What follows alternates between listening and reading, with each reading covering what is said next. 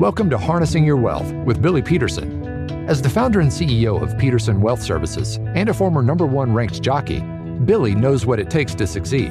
In this podcast, Billy and his team will help equine enthusiasts, business owners, and retirees understand the keys to financial freedom. Saddle up and get ready for a ride you won't soon forget on how you can harness your wealth. Hello, once again, everybody. This is Billy Peterson. I'm your host of Harnessing Your Wealth. Today, I think we're going back into the wealth space. We have a great guest joining us today, Bob Kaynor, portfolio manager at Hartford Schroders. And Bob's job there at Hartford Schroders is to manage the small and mid-cap strategies there at the company. And he's got a lot of insight into what's going on in the world of technology. And we want to bring his thoughts and his view, and along with those that he works around, including all the great minds at Hartford Schroders, to share with you, our listeners, what's going on in the world of technology, all of this new buzz about artificial intelligence, how that's changing things, the new adaptions and new innovations that we're all going to be dealing with in our lives as things unfold in this technology. It kind of reminds me of the days back when the internet was just kind of getting underway and you had a lot of anticipation and new companies springing into life, and there was a lot of buzz about it. There's going to be some winners, there's going to be some losers, and what we want to do is try to narrow it down and just talk about the industry in general and an outlook for the economy, maybe as a bigger picture of what Bob and his associates are seeing at Hartford Schroders. So with that said, Bob, thanks for joining us today. Yeah, thanks for having me. Also, just letting you know, listeners, that Shaun's on board with us too. He's regular. I'm lurking in the shadows. He's back there just kind of waiting to see if we say the right things, and he's going to jump in when we get off course, probably. Maybe has some side cracks or two, but he's good for that. So let's just jump in, should we? Bob, will you tell us a little bit about your background, Bob, your education. Let's establish who you are and where you came from, and then a little bit about your role there at Hartford Schroders. Sure. So from the Northeast, grew up in the New York area. Went to college in Southern Methodist University in Dallas, Texas, which was quite a shock going from New York to Dallas in 1989. Studied finance and economics there. After there, I moved to San Francisco, which is interesting because I started working at a long-only investment manager in San Francisco in 1994, and I was in San Francisco through 2004. So as you reference kind of that first internet bubble, I was definitely boots on the ground to see that explosion and implosion happen in a very short period of time. But I've been doing small and mid-cap equities since 94. I think it's an amazing place to kind of find alpha and really capitalize on that dynamism, if you will, of small and mid-cap stocks. And how long have you been with Schroders? Sorry. Sure. I've been with Schroders 10 years. My responsibility is to manage the small and mid-cap equities business. I'm the portfolio manager for the Hartford Schroders Small Cap Fund and the Hartford Schroders Mid Cap Fund as well. Fantastic. I'm sure you've got your work cut out for you. What are the sizes of those funds? Sure. Our small cap strategy in its entirety is about $2.4 billion. About 600 million of that is with the Hartford Schroders small cap fund. Our mid cap strategy is about $800 million. And then we have a SMID strategy that sits in between as well, which is about $4.2 billion. Total AUM approaching $8 billion. Cool. Nice. We like it. Assets under management, probably growing. People look in these directions right now because, of course, a lot of the buzz going on. So tell us about maybe big picture. What is your current outlook there at the firm, and what are you guys looking for in the markets over the near term? Sure. So when you say looking for what you're looking for in the markets, I think it really depends what market you're looking at. It's been a very narrow market this year in the U.S. equity space. I mean, one of the best kind of, litmus tests for that is looking at the market the return of the S&P versus the return of the equal weighted S&P. The spread really has never been so big unless you go back to that late 90s time period. I think S&P is up mid to high teens, and the equal weight S&P is up low single digits. So that gives you a sense of how concentrated the market is, and really how much, I think, opportunity there is if you're willing to peel a couple layers of the onion back. I would say from an economic perspective, U.S. resilience has certainly been kind of the message this year. If you think back at the beginning of the year, the consensus view was a recession in the U.S. was imminent. China was going to pull the world out of the global ditch, if you will, and Europe was going to turn the corner and come out of a recession as they had kind of less inflationary fuel pressures last winter. I'm pretty sure the exact opposites happened. China hasn't delivered, Europe's turned south, and the U.S. has kind of maintained a resilient stance. So I think the outlook in the U.S. is pretty good. I think the consumer's challenged. Certainly, we've been waiting for savings rates to deplete back down to pre-COVID levels. That seems to be kind of happening. Wage growth, real wage growth, no longer as positive as it was. I'd say an unwelcome kind of scenario is the rise in gas prices, especially on the low-end consumer.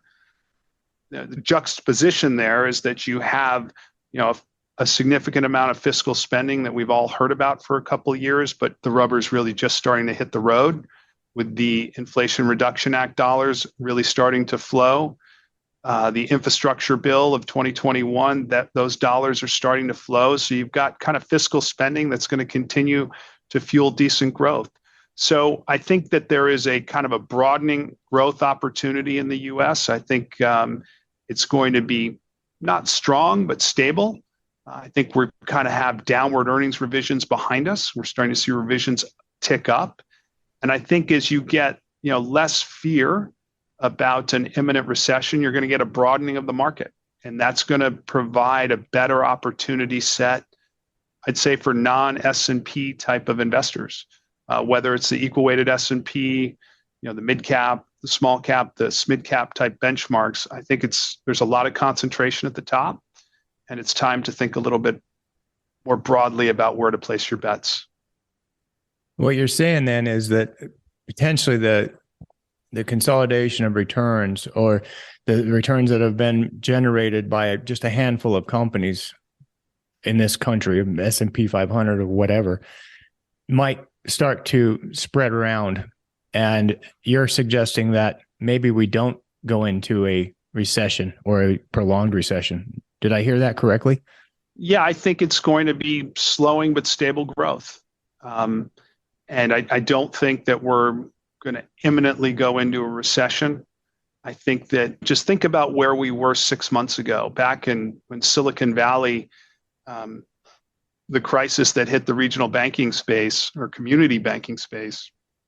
Back in March, it was expected that the Fed was going to be cutting rates by September. And here we are in September, and the rate cutting expectations are pushed out until May or June 24. So I think that just speaks to the resilience of kind of the U.S. economy. So the concern there that we talk about here in our office is the Fed is not done. We don't think the Fed is close to being done. We haven't bought into that ever since it was kind of becoming common wisdom, I would say. Do you feel like they're going to overshoot because inflation's kind of staying longer than most people anticipated? There's a lot of money in this economy, as we all know. Tons of money was printed and flooded into the economy.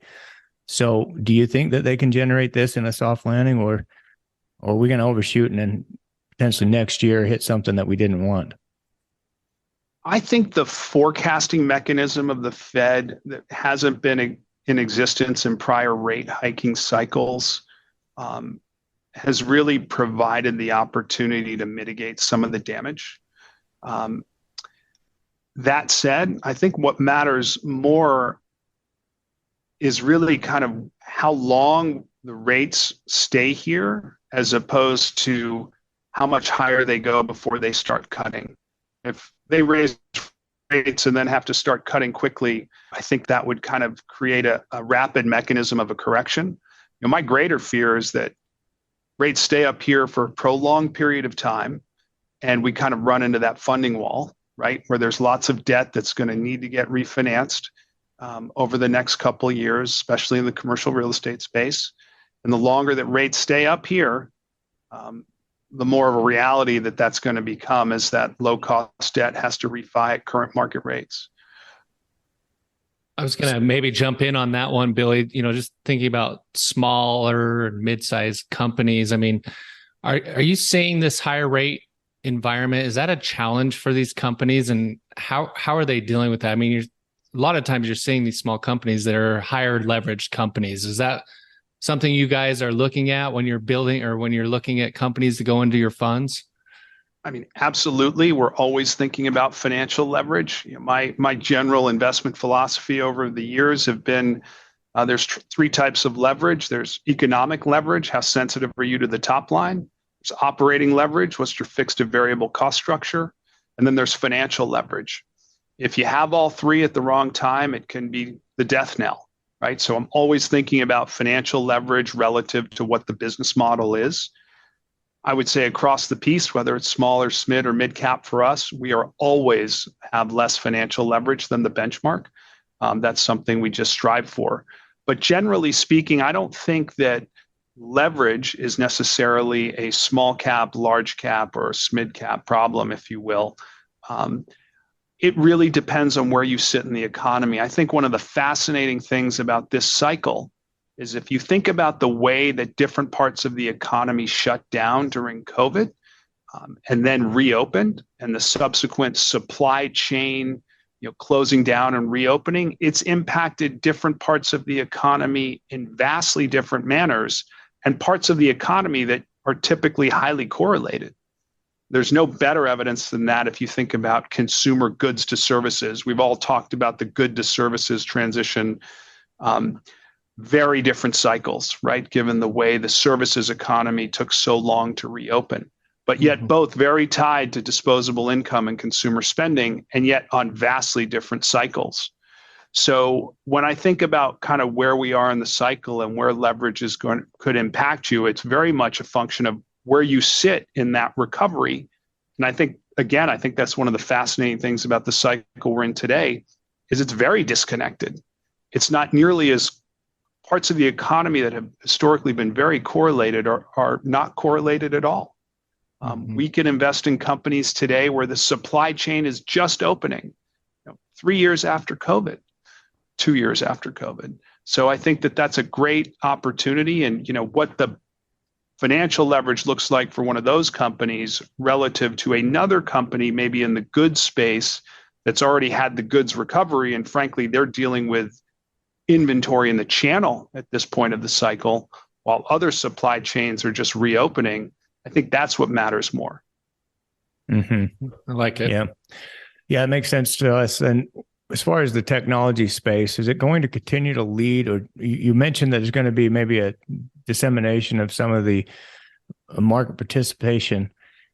Is that something you guys are forecasting in your portfolio? And if so, what are you guys doing recently in maybe making changes within those industries? Sure. So we take a very much a core approach to kind of how we build the portfolio. We don't try to be value. We don't try to be growth. I believe that over the cycle, you're better off not trying to pick a factor that's going to outperform through that cycle, which is why we sit in the core space, because we think we can find opportunities kind of on both ends of the distribution curve, so to speak. I generally think that there's a lot of concentration at the top. We're seeing it in the S&P. The top 10 names as a percentage of the weight in the S&P, I think, are through historical peaks that we saw in the first part of 21. And to me, that's a warning flag. That's not where I want to go. That's not where I think the best risk return is going to be for our investors. So I do think it's concentrated at the top. My general philosophy has been that markets bottom on bad news and top on good news. And it's not lost on me that NVIDIA had another spectacular quarter in August, and the stock has, I believe, 10% lower than where it was, when it reported a week ago. Does that mean the tide is turning for tech? I don't know, But those are the types of things I look at to help me gauge where the best place is to allocate the incremental dollar. In terms of where the opportunities are for us in the portfolio and where I see them, again, I think it's broad-based. There's areas in healthcare where we're just seeing the supply chain loosen, and that comes really in the form of labor and nurses. It's taken a while to bring those nurses back to work, given all the stress that they had to endure during COVID.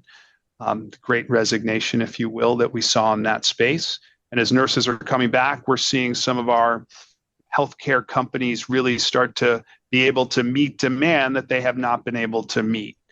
And they're also seeing easing wage pressures on their P&L, which is a good thing for margins. Other areas, we do invest in the tech space. It's a big part of what we do, but we tend to be a little bit more picks and shovels. We're not trying to pick the AI winner or loser as much as we are trying to pick that company that will help those companies become winners or losers and still have kind of a broad base of revenues, earnings, and cash flow coming from other areas. We try to, we take a risk-adjusted approach to how we invest our investors' dollars. And for us, we want multiple ways to win. And so we try to find those companies maybe in the optical supply chain, right, that are going to be a beneficiary as AI continues to penetrate every part of our lives and businesses, but that aren't necessarily entirely dependent on AI adoption to drive their revenue growth. I think it was yesterday there was an announcement from an analyst, I believe at Morgan Stanley, who was talking about Tesla's new supercomputer program. I'm not sure exactly what it is. I'm not a techie, but I do know that he was projecting hundreds of billions of dollars in additional revenue from this, which is an AI learning type of a computer to advance the self-driving marketplace. So we're thinking self-driving taxis and all sorts of transportation vehicles of goods and services. And so when we're looking at Tesla, which is now accepting and moving into that AI space because it's understanding the capability, and I guess Musk is projected to spend $1 billion on developing that system. Do you look at that as one of those companies that's figured it out and is kind of building on applications and not necessarily asking you your opinion of the stock or the stock price, but is that a company that's taking advantage of what the AI industry is really making available to all of us? I think Tesla does not surprisingly, it doesn't fall into the smaller mid-cap space. Not anymore. I've certainly watched it over the years and been fascinated with it. I mean, I think Elon Musk has figured a lot out. I think that Tesla's as much a software company as it is an auto manufacturer. I think that a large part of what they do is collecting data, analyzing data, and figuring out how to make their customers' experience better.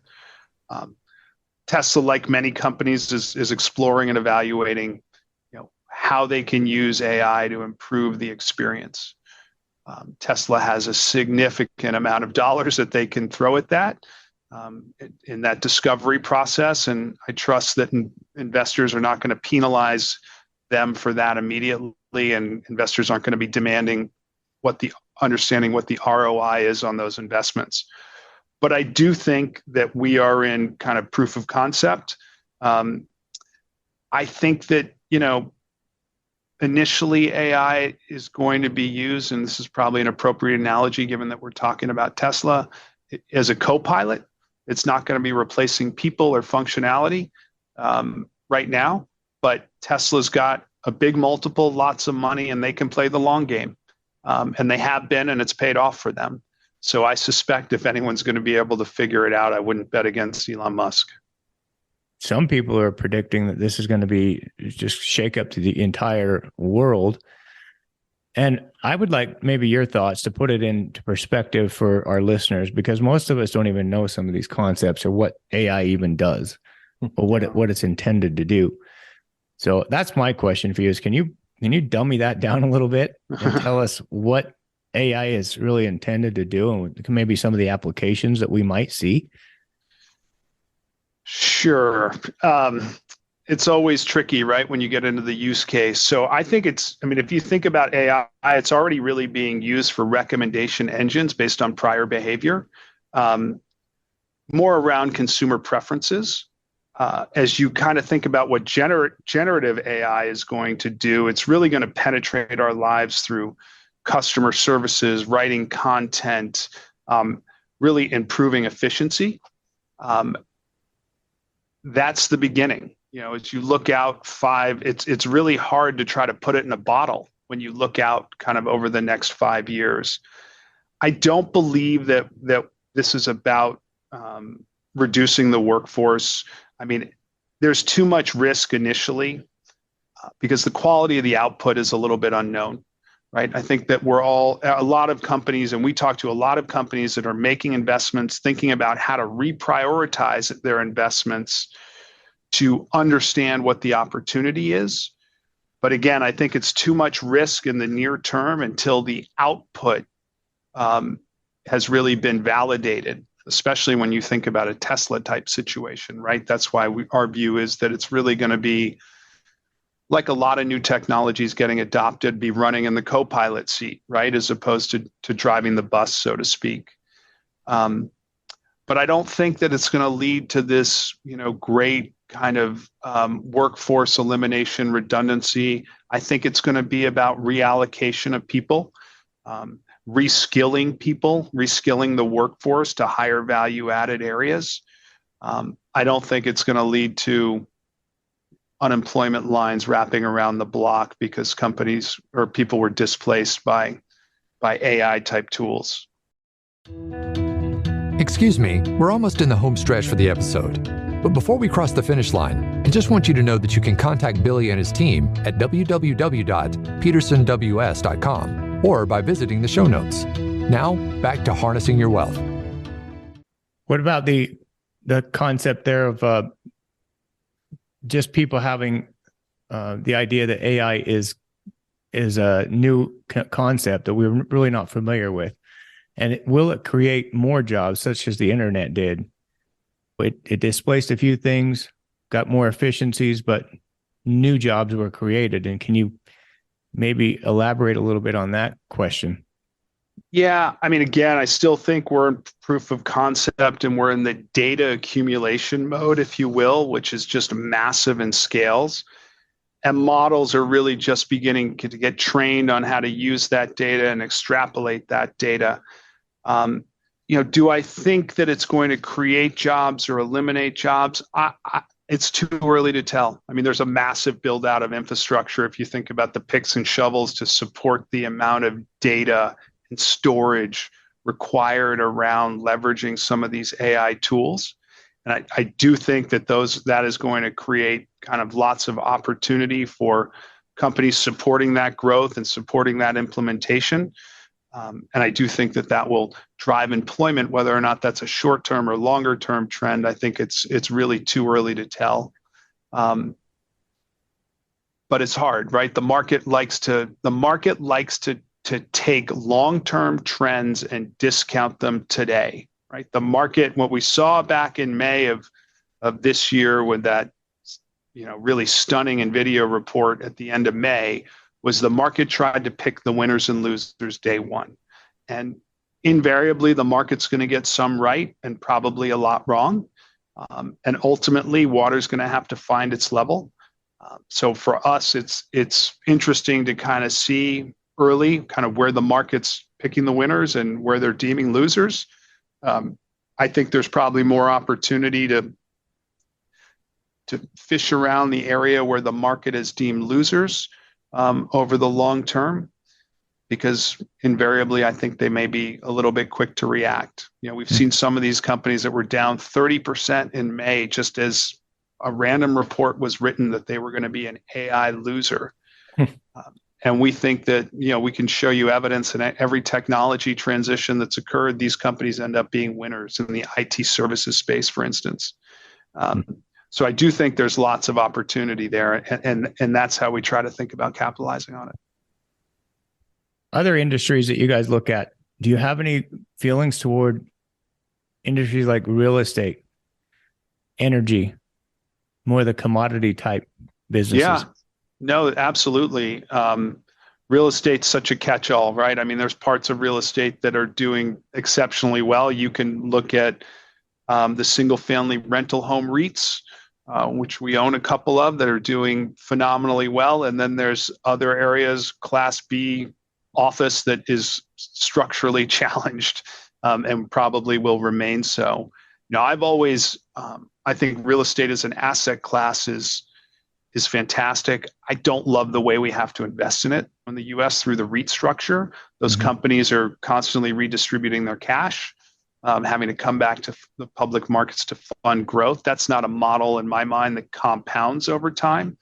But I think we're in a pretty interesting spot with some REITs, and it's early, and we really haven't, I wouldn't say we've crossed the finish line on any of these, but they have the opportunity, because their taxable income is going to be so low, to be a little bit more creative with their cash flow than just giving it back to investors in the form of dividends. And we've seen some large REITs who have basically told us, we're going to cut our dividend and we're going to keep our cash, and you may even see us buy back stock, which is not something REITs do quite a bit. Challenge in the REIT space is that we need assets to trade in the private hands so we can kind of set the NAVs for those public companies. And we're just starting to see some of those commercial office in particular start to trade that will help set the floor. I think there's going to be a tremendous kind of opportunity there. It's going to take time. The initial opportunity is going to be kind of the solvency trade, which is you realize these companies are still going to remain in business. And then it's going to be a cost of capital discussion in terms of what's the cost of capital required to continue to fund their business and grow. Housing in general, I think is a very interesting area. I don't think that we're nowhere near, we're not going to have the housing crisis we had in 07 and 08. 90% of mortgages are fixed. As rates rise, there's no resets that are going to force sellers. We have another issue in real estate, which is affordable housing, and we don't have much starter home or single family home availability. And it's going to keep people in their homes longer. And I think one of the trends that we see is that people they have lots of positive equity. They have a low cost mortgage. To the extent that their homestead needs change, they're going to meet those changing needs through repair and remodel investment, because they have positive equity and they don't want to reset their mortgage at current rates, as opposed to lift and shift, right? Which is what we'd see in prior cycles when the cost of financing or mortgage rates were lower. So we think there's an interesting opportunity in the repair and remodel space. Energy, that's a challenging spot. It's not a huge percentage of our benchmark. We're slightly underweight energy, and frankly, we've been a little bit on the wrong side over the past month or so. There's some structural challenges, and we've been pleasantly surprised with the supply discipline that we've seen from the energy patch over the past cycle, really, not just this year, but when prices were high a couple of years ago, you saw the suppliers be very disciplined on growing capacity, which is interesting because there's so much of the domestic supply is in the hands of private companies, and yet they remain very disciplined. So, we look across all areas of the market to find where we think the best and most misunderstood opportunities lie. I wouldn't tell you we have that view in energy at the moment. I still think that while the domestic growth has been resilient, there are challenges in China, in Europe. Oil is a global commodity. So it's hard for us to be too constructive right now on the energy space. And as far as the fixed income landscape, I know you're not really a portfolio manager in fixed income, but your thoughts on rates says, you think, maybe I heard you say earlier that going into next year, and then we may start seeing the Fed begin cutting. Is that the consensus there at your firm? I think rates are, what matters to us, frankly, for our companies is cost of capital. And cost of capital is rising, and it's changing the way companies are prioritizing capital allocation. We are seeing we're seeing much more thoughtful allocation of incremental dollars. We're not seeing, this mentality of taking on debt to fund growth at questionable returns. We're seeing companies that did have negative earnings or negative cash flow that were spending aggressively to grow. We are seeing them think about profitability because cost of capital is rising and they don't want to have to come back to the capital markets. Yeah. Last time we had, late cycle, we saw maybe more so, maybe it's just my view of the world, but more in the form of consolidation, mergers and acquisitions. Are you seeing any of that in your day-to-day work? I'll say a couple of things about that. I think private equity's been on the sidelines as rates have gone up. It's very hard to justify, putting that amount of leverage on companies, which private equity needs to get their return on their equity and their IRR. We are seeing a lot of strategic deals. Interestingly, a lot of those try to get done with a stock for stock deal, and they turn out to be at no premium because the acquirer's stock collapses and the acquiree's stock goes up for a blink of an eye until you do the ratio analysis and realize it was a no premium deal. So we are seeing some consolidation. A good example of that today, it's a smaller deal, but WestRock Paper and Packaging was taken out by Smurfit. It was an announced premium of 15, 18%, I think, pre-market. I think WestRock is down today. So I would say don't look for the M&A market to bail you out in a rising rate environment like we're seeing. The one caveat I will mention is that we have seen a lot of IPOs. The IPO calendar is stacking up again. And there's a number of large IPOs that are scheduled this month. ARM Holdings, chip design company, huge deal, only selling a small amount of stock, structuring that deal to work in the public markets. Instacart doing the same thing, $10 billion market cap company. I think they're floating $300 or $400 million of equity, again, structuring it to kind of work in the market so they can come back at a later date. Birkenstock, there's a number of IPOs that are on the calendar. I would argue if you see those, private equity find their exits through the public market, you might see animal spirits kind of reinvigorate a little bit, right? They need to get out of some of their existing investments before they can reallocate those dollars. So I'm very intrigued to see how the market absorbs those new issues coming over the next month. Guys, I've been quiet a little bit this whole podcast, but Bob, am I going to have a chip in me at some point with all this AI stuff going on?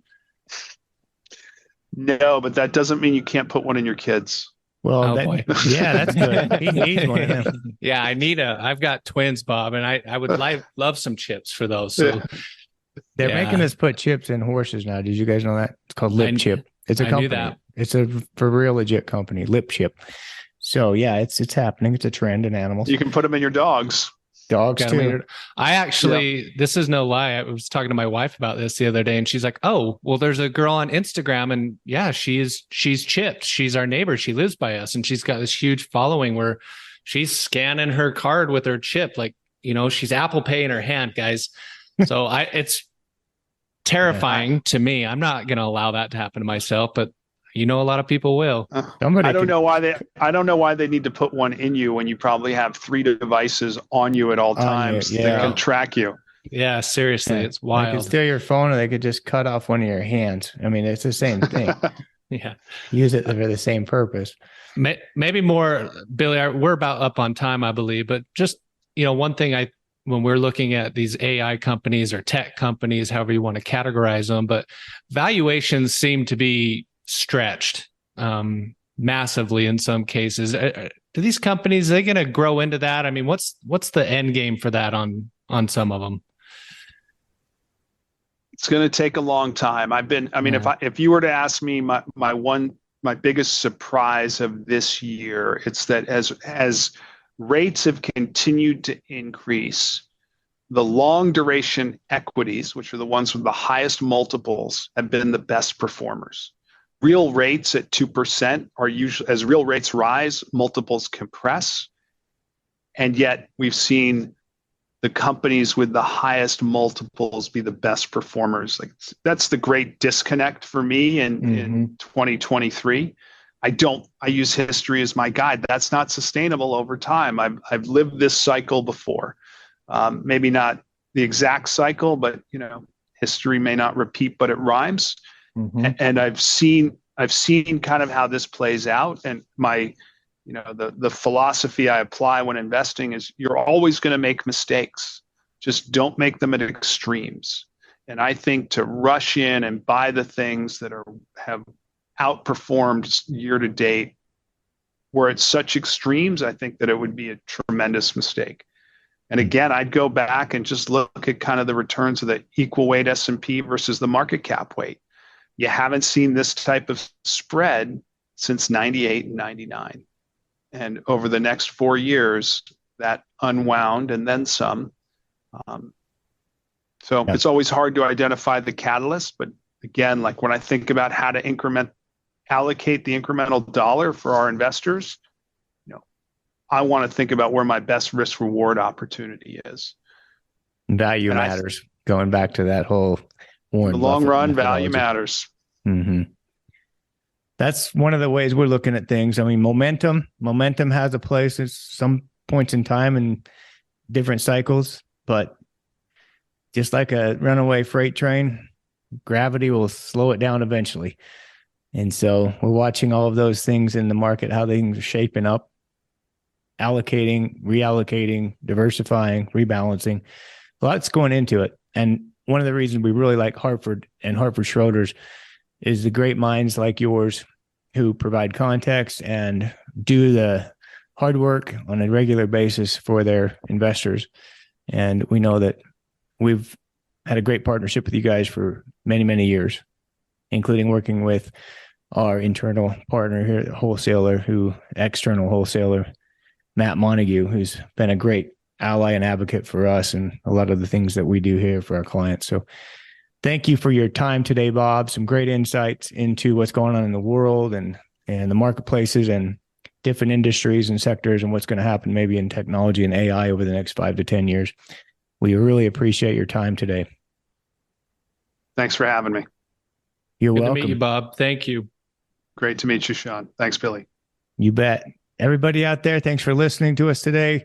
We hope you enjoyed the show. And until next time, hang on out there. Don't get bucked off. Thank you for listening to Harnessing Your Wealth with Billy Peterson. Before we declare the race official, please click the follow button so you can be notified when new episodes become available. For more information about today's show, please check out the show notes. Visit our website at www.petersonws.com or give us a call at 801-475-4002. Once again, thank you for listening. The information covered and posted represents the views and opinions of the guest and does not necessarily represent the views or opinions of Peterson Wealth Services. The content has been made available for informational and educational purposes only. The content is not intended to be a substitute for professional investing advice. Always seek the advice of your financial advisor or other qualified financial service provider with any questions you may have regarding your investment planning.